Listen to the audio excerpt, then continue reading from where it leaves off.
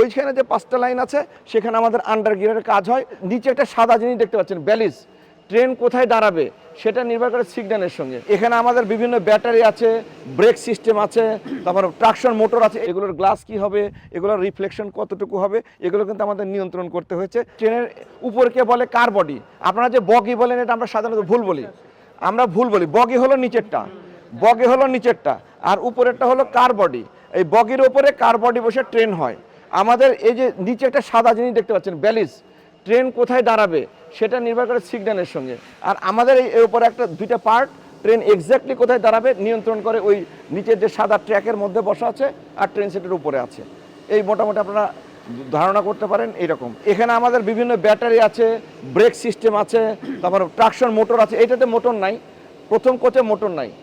এটাতে 6টা কোচের মধ্যে 4টা কোচে মোটর, ট্র্যাকশন মোটর আছে, আর বাকি 2টাতে ট্র্যাকশন মোটর নাই। আমাদের ব্রেকিং সুবিধা, ট্রেনের ওয়েট কমানো, এগুলো চিন্তা করে আমরা এটা রেখেছি। 72 আওয়ার্স চেকিং হচ্ছে। মেইনটেনেন্স হলো আমার প্রিভেন্টিভ মেইনটেনেন্স। সেই মেইনটেনেন্স কাজগুলো আমরা নিজেরাই আমাদের লোক দিয়ে করব, আমাদের ইকুইপমেন্টই করব।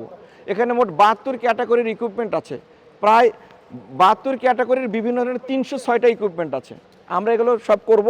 এবং এখন যেটা দেখতে পাচ্ছেন এটা হলো সিনক্রোনাস জ্যাক। সিনক্রোনাস মানে হলো এটাকে সম্মিলিত এবং অতি সূক্ষ্ম। আমরা এখানে দেখেন, এখানে কোনো ওভারহেড ক্রেন ওইভাবে নাই।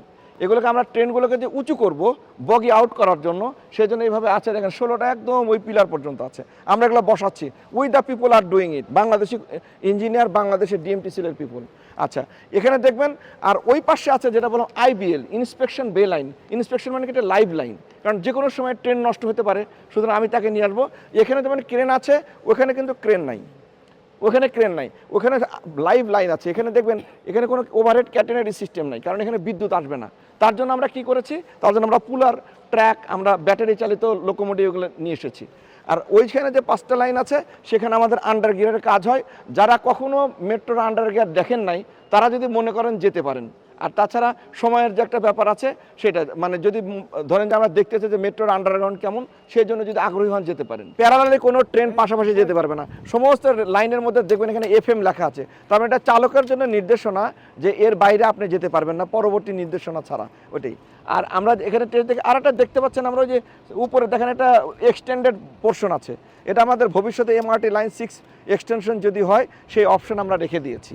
আর আমরা এখন তাহলে ওয়ার্কশপ, এখানে তো বুঝতে পারি একনল হ্যান্ড ওয়াশ 100% প্যারাবেন ফ্রি, তাই নিরাপদ হাতের জন্য আস্থা রাখুন একনলে। আর একটা জিনিস আপনাদের বলবো, আপনারা দেখেন 5 মিনিট পর পর প্লেন যাচ্ছে।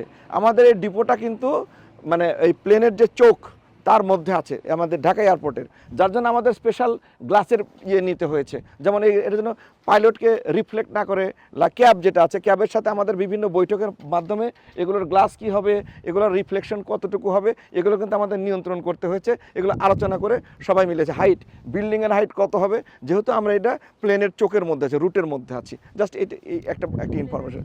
না, ওটা সৌন্দর্যের জন্য, আমাদের প্রয়োজনীয়তার জন্য। যেমন ওয়ার্কশপটা বেশি হাইট হয় না, কিন্তু আমরা ওইদিকে দিয়েছি। এটা হলো নিজেদের ইনোভেটিভ অনেক প্ল্যান করেছে। আপনি দেখেন না কত বিউটি লাগছে, যে সবুজ লাল স্ট্রিপগুলো সব বিল্ডিংয়ে একই গ্যাপ। এটা তো আমাদের কনসালটেন্ট বলে নাই, we the people thought that কীভাবে অ্যাস্থেটিক ভিউগুলো বাড়ানো যায়, এরকম করেছি আর